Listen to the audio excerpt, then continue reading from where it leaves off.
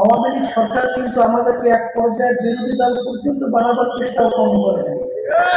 কিন্তু বাংলাদেশ স্বাধীন হলো 53 বছর শেষ হয়, 54 বছর চলছে।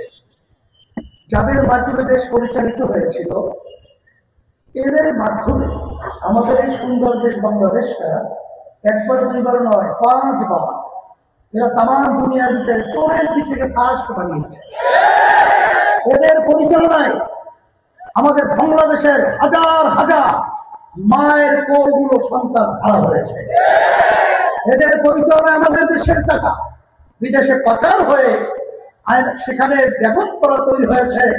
শব্দ ভূমিমন্ত্রী আওয়ামী লীগের 3টা দেশের মধ্যে, তারপরে বাড়ির সন্ধান পাওয়া গেছে 620টার মতো বাড়ি, দাম প্রায় 5,700 এত কোটি টাকা।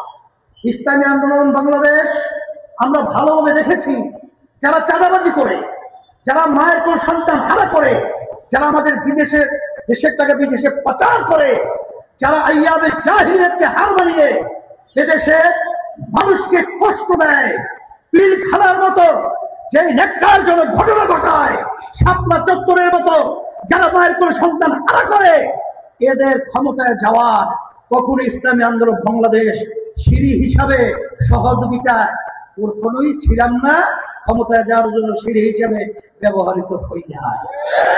বাস্তবতা আপনারা দেখেছেন যে 2024 জুলাই যে অভ্যুত্থান, সেই অভ্যুত্থানের মধ্যে একমাত্র একটাই বাংলাদেশের রাজনৈতিক দল।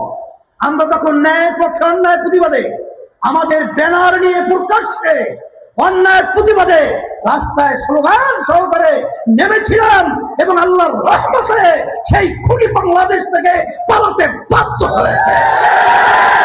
এখন দেশের পরিবর্তন আমাদেরকে করতে হবে। 5ই আগস্ট 2024, এখন 53 বছরে দেশের যে অবস্থান ছিল, এখন কিন্তু 5ই আগস্টের পরে এখন বাংলাদেশের মানুষ চায় যে আমরা বিএনপি শাসন দেখেছি, আওয়ামী লীগের শাসন দেখেছি, জাতীয় পার্টির শাসন দেখেছি, কিন্তু যে দেশে শতকরা 92% মতো মুসলমান বসবাস করে, ইসলামী নীতি আদর্শের শাসন আমরা দেখি না। এই জন্য তারা অধীর আগ্রহে অপেক্ষায় আছে ইসলামী নীতি আদর্শের শাসন দেখার জন্য। তার বাস্তবতা আপনারা দেখেছেন যে আজকে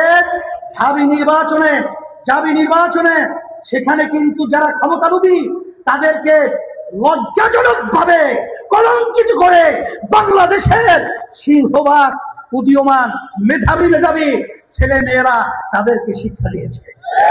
তারা যদি এখনো না বুঝে যে দেশের সংস্কারের ব্যাপারে, এদেশের আপনারা জানেন যারা খুন করছে, গুম করছে, এদের বিচার দৃশ্যমান না হওয়া পর্যন্ত এবং জাতীয় নির্বাচন ক্রিয়ার পদ্ধতিতে না হওয়া পর্যন্ত যদি তারা মন মানসিকতা এইভাবে না তৈরি করে, তাইলে সামনে জাতীয় নির্বাচনেও তাদের এই কলঙ্ক ইতিহাস রচিত হবে।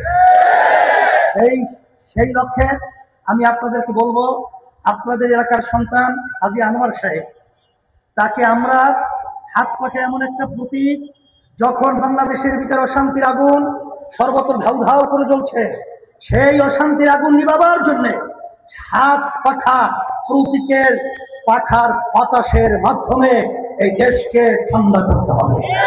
এই জন্যই এই হাত পাখা প্রতীক আমি আমার হাজী আনোয়ার সাহেবের হাতে আপনাদের সামনে উঠিয়ে দিয়ে আমানত হিসাবে দেশ রক্ষার জন্য, ইসলাম রক্ষার জন্য, মানবতার কল্যাণের জন্য আমানত হিসাবে রেখে গেলাম।